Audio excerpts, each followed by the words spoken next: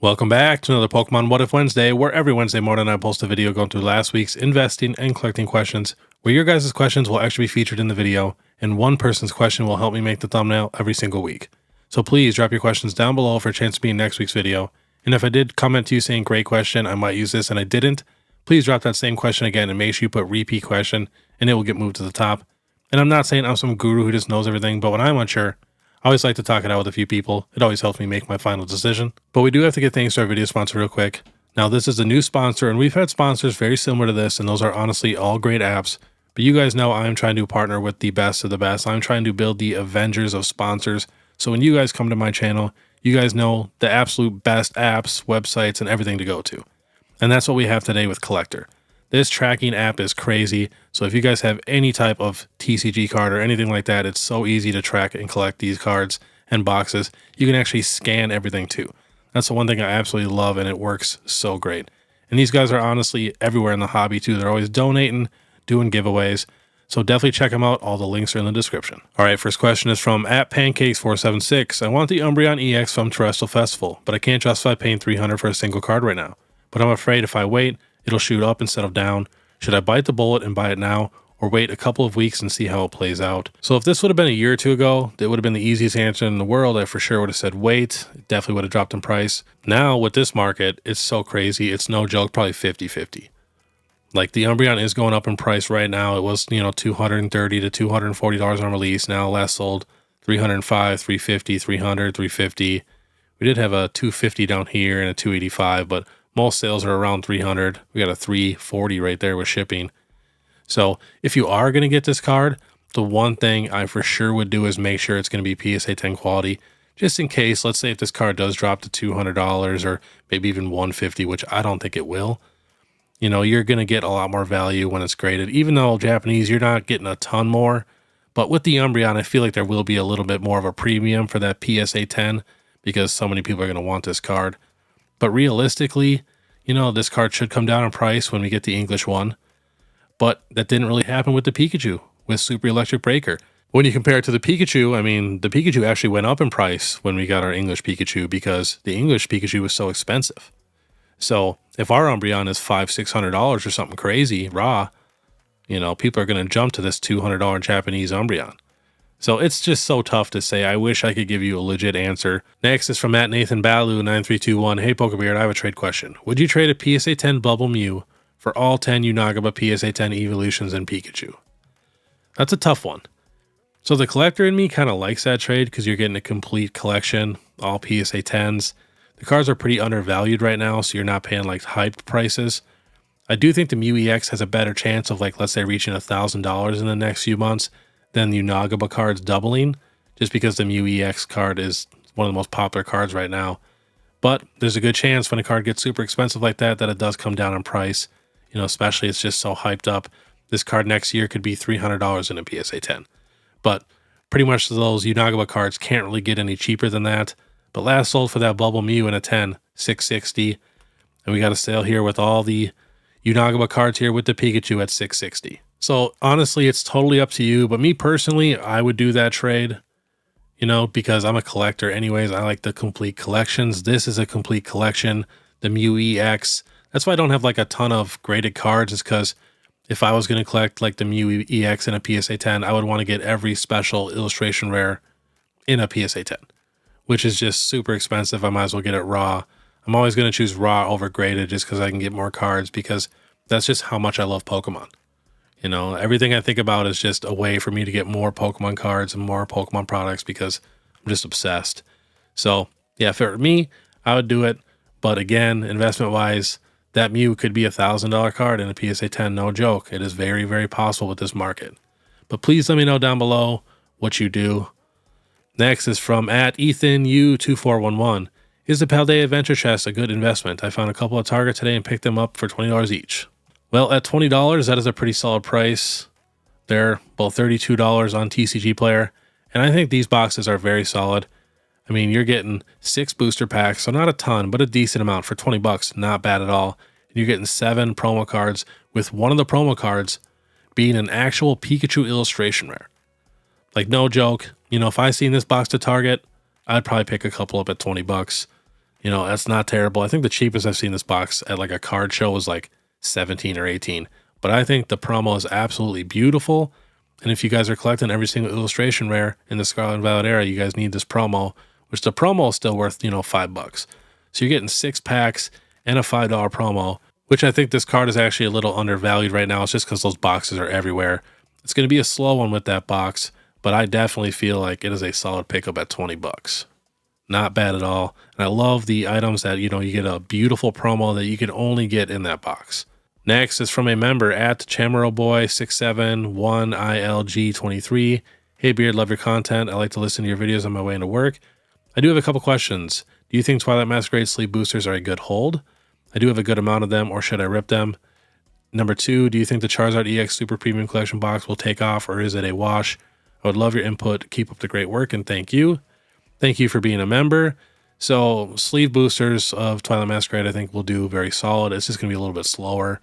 You know, sleeve boosters and like the 3-pack blisters always kind of move last for a set, but I think in the future they will do just fine. And I think this Charizard box is probably going to be pretty expensive. You know, the Charizard statue is not my favorite, but I could definitely see this box going up in the future. I definitely wouldn't pay like the $70 for it. It's like $50 on the secondary market, and you can find these on sale sometimes. All last sold right around $60, a couple at 57. But no joke, pretty much every Charizard product is doing good. It's kind of crazy. So I definitely see this box being pretty expensive in the future. Next is from at RM Gaming Headquarters 7670. Repeat question, is it too late to invest in Lost Origin? So me personally, I'd like to invest in sets that are at the bottom. It's just much safer. Plus I'm on such a budget that I want to get as much as possible. But if you look at Pokemon history, you know, this box probably will get a lot more expensive. But at market price $248, you're buying at one of its pretty much all-time highs. So that kind of sucks. I mean, this box was $137 last year at this exact time.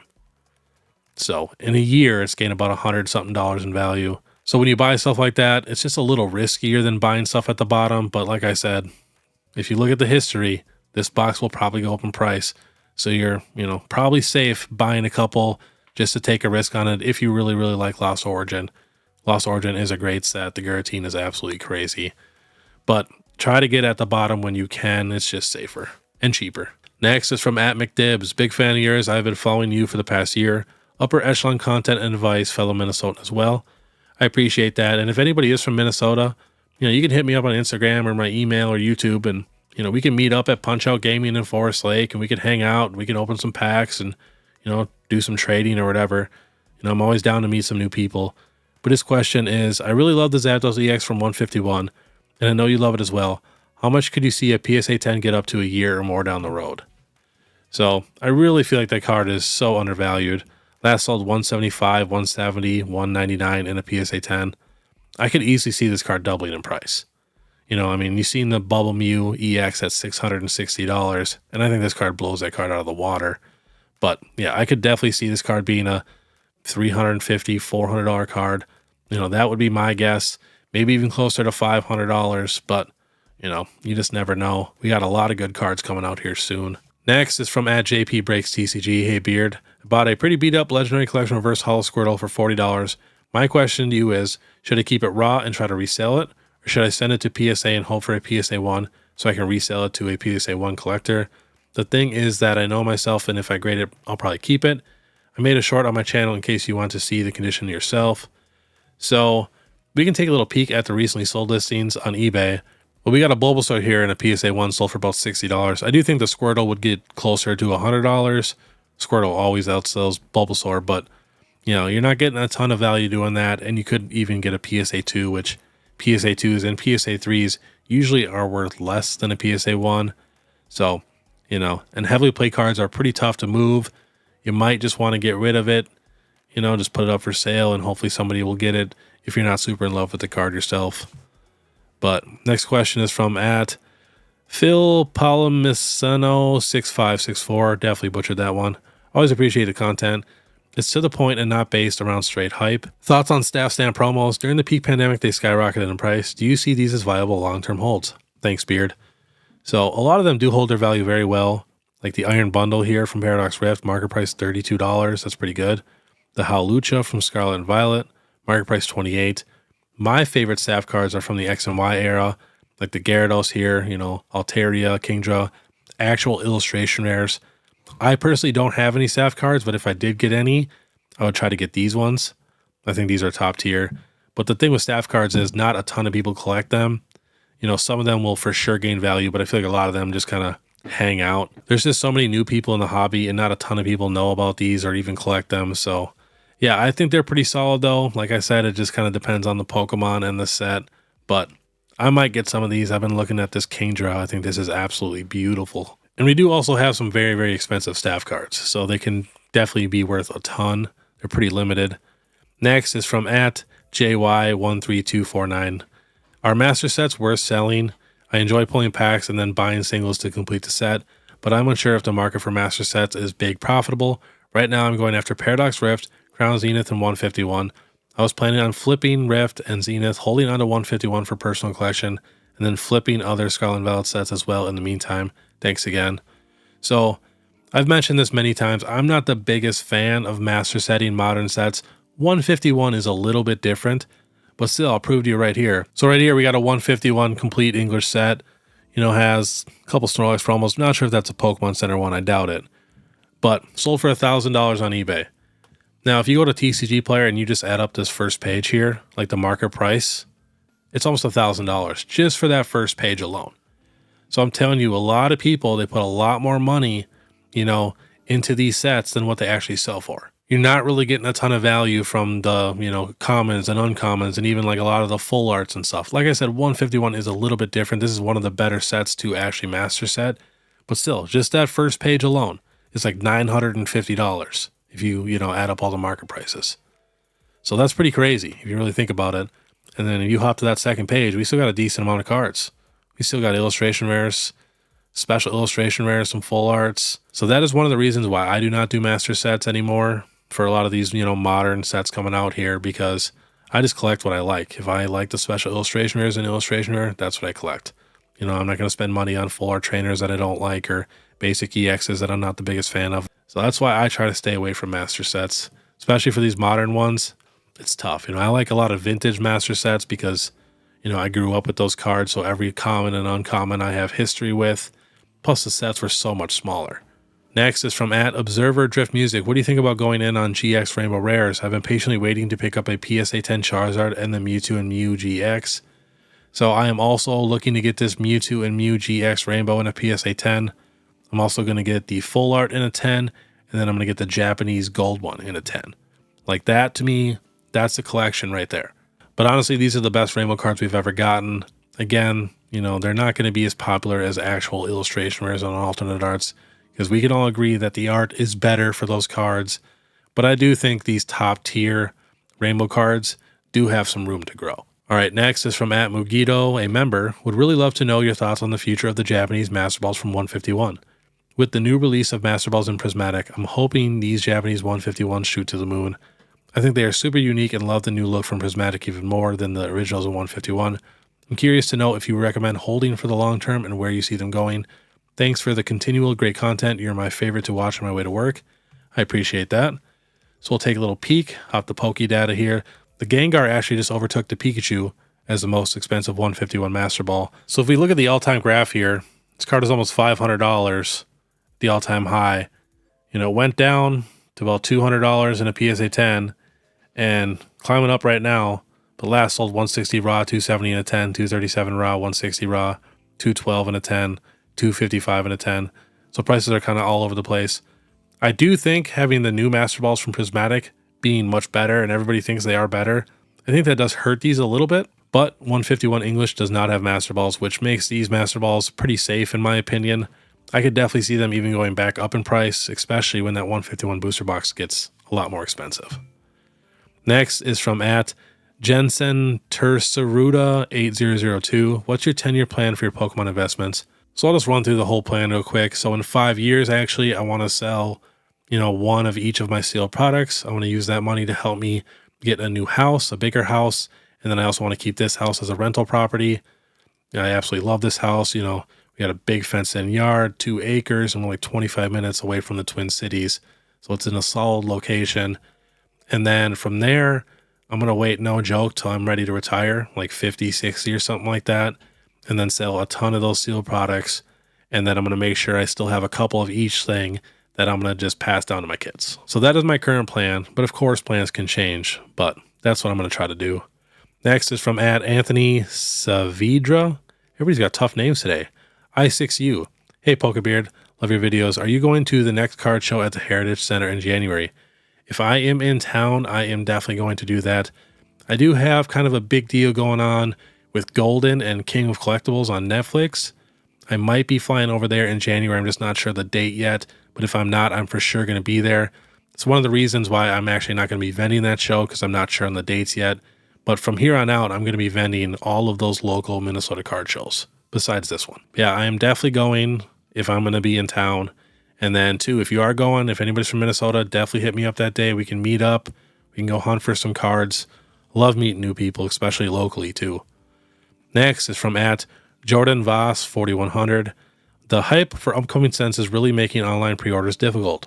For a set such as Prismatic Evolutions, do you have any advice for people looking to get products in big box retailers on release day? Do you recommend waiting at the store until open on the day of a place like Target? Do certain places stock their Pokemon before open on release, or maybe some throughout the day? I know Prismatic will stagger their releases with ETBs, booster bundles, UPCs, etc., and I would like to grab a couple of each when they release in store. Thank you as always.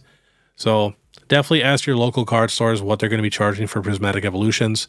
My local card store, Punch Out Gaming, they're going to be doing MSRP. You know, they always do that on opening day. There'll be a huge line.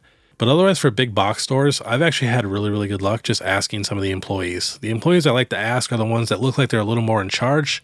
And I just like to ask them when they know they're going to get like restocks, because it's kind of different for a lot of stores. So that's always nice info to have, so that way you have a chance. And I guarantee you at like Target and stuff, we'll probably get some Prismatic Evolutions a little early. It's been happening for basically every single set. So you can definitely keep your eye out a few days before release. But yeah, always ask your local card store, see what they're charging. And then, you know, just go out that day, go out as early as you can. You know, it's your best bet. Find out when they're actually releasing the products in the store. And you can check Barnes & Noble, like you can check a lot of different places. We also do have 2 more products that will be up for pre-order, which is like the Super Premium Collection and a Premium Figure Collection. And, you know, that should be a pretty solid pre-order. That should be up for a little bit. So definitely keep your eye out for that. But good luck. Next is from @TNPan8710.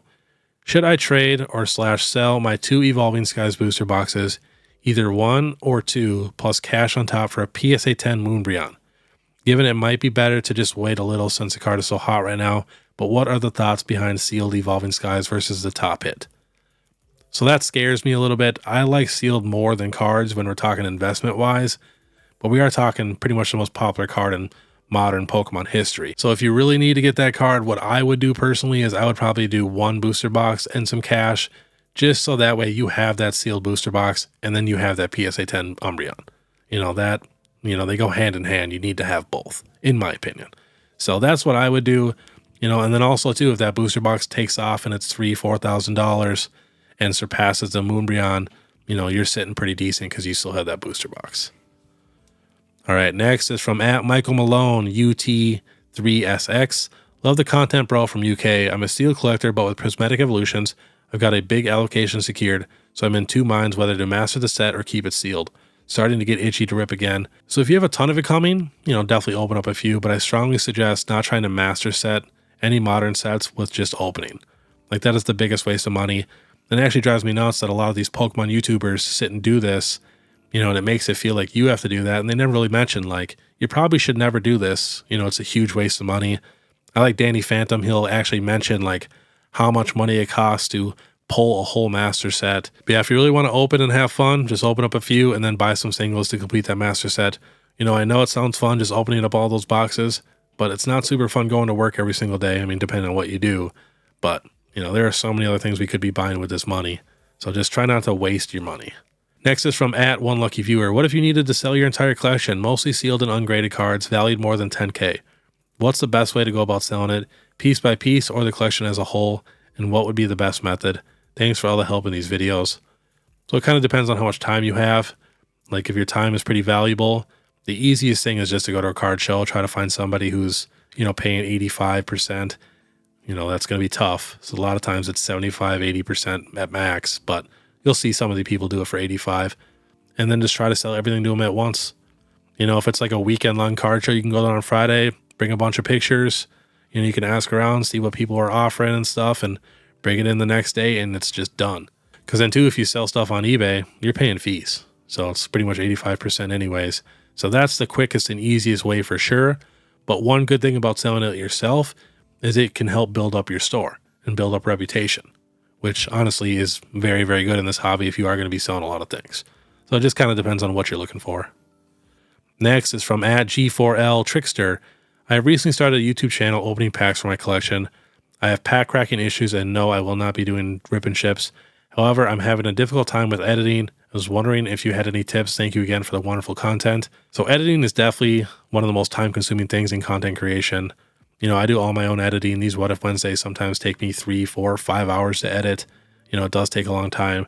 There's really no tips. You just got to get better and faster at it, and just set aside a time where you just sit down and do it. A lot of times, I'll even get distracted. Like I'll be watching TV while I'm editing, and then it takes even longer. When I sit down, shut the TV off, and actually focus, I can get the editing done pretty quick. And another thing you can do too is figure out why you have to do so many edits. Are you messing up on your words, your packs, or whatever you're doing? Just try to figure out, what's causing you to do so much editing, and try to, work on that and make that as good as possible. Next question is from @Townie. I have a sealed case of Surging Pokemon Center ETBs. Only problem is the sticker on the side where the product's name is on is gone because of how the center ships it. Now, if I keep this case as an investment, wouldn't that give me problems later on to sell the case without any info on the case? Or would you open them and keep them separately then? Thanks, love the content. Well, if you can't read the actual set at all, then you're probably going to have to open the case, unless you have the receipt, and even then it's going to be tough to sell. So yeah, if you cannot read the set name at all, you pretty much have to sell them individually. That's why if you use like a hair dryer on them and then pull off your shipping address, you can still see everything. It's going to be sticky, but at least you can still see the set name. And then from there, if you have boxes like that, they're going to take a little bit longer to sell than like obviously a clean case, but eventually they will sell, and probably a little bit more than doing them individually. But yeah, it's super annoying that the Pokemon Center does that. Next is from @Wargasm509. I am a pretty big Scarlet and Violet 151 collector investor. My question is, I have quite a bit of 151 sealed products, bundles, poster boxes, etc. I'm looking at price per pack value and future ease of shipping. Poster collection boxes and booster bundles broken down into packs are a minor loss, if anything. I want to put the sealed booster packs in a nice acrylic case. Do you think it's a smart move if I break those products down? Space is almost becoming a little limited. I won't break down Alakazam boxes, sealed booster bundle displays, due to their pack per price being a big loss if I break those down. So I guess if you're absolutely running out of space and you have to, then yeah, you could break down those boxes. But if you have the space still, maybe reorganize, then I would just wait. Because a lot of times, those boxes will shoot up in price, and you're going to wish you didn't open them all. And sometimes loose packs can definitely be harder to sell than actual sealed products. Now it's not as tough because we got box breakers and everything, but still, I just try to keep my stuff all sealed as long as possible until I'm ready to sell it. Then you can do the math and worry about shipping and stuff. All right, next question is from @Samueled. Yo, son, nice beard. Quick Q, what's the best way to be in the know when it comes to new sets being dropped or available for pre-order? So I actually just got a new sponsor. It is called PokeNotify. It is a Discord channel. Definitely check that out. I'll be doing the first ad for them, I think, next week. So that's going to be your best spot, no joke, to be up to date on all these pre-orders and stuff and when stuff drops. But otherwise, you can follow me on Instagram, and my YouTube membership. I'll also post it there. But all right, next question is from Melissa Van Gassen 6017. Love your channel. My question is about sealed promos. Do you leave the promos in the plastic wrapper they came in, or do you rip the wrapper and put them in a penny sleeve instead? My husband and I open a lot of 151 UPCs and ETBs and have a ton of promos still in the original wrapper. We have been storing them in a binder. Thanks. So with the new Scarlet and Violet Pokemon Center ETBs, I will be taking them all out and putting them in sleeves. But before, I like to keep them sealed. And then too, it really depends on if you're going to grade them. If you're going to grade them, definitely pop some of them open. You can kind of see which ones are nicer from the others and better centered. Definitely pop those open, get them in sleeves, and try to get them graded, and hopefully you get some 10s. Could be a lot of money sitting there. I think a lot of the 151 promos are going to be worth a decent amount in the future. But all right, last question is from Archmage Yami Polly. Hey Beard, love the content as always. I have a hypothetical question for you today. If Pokemon approached you to come up with a set for an upcoming TCG release, what would you base it around and what would you want to see as the SAR and ARs? Personally, I think we will see a time jump soon with Ash as the professor, so I think a Johto themed set in the future would be incredible. That would be amazing. I would be stoked. That's basically my favorite generation. Would love some Gen 2, but I also think a starter set would be cool, and I also think a legendary set would be super cool too. You know, that would just be absolutely amazing and would sell like crazy. But all right, that was today's Pokemon One is Wednesday. If you guys like this content, make sure you subscribe, hit that notification bell, leave a like and comment. And then if you guys want to watch my last Pokemon Market Monday, click this video here. Otherwise, we'll see you next time.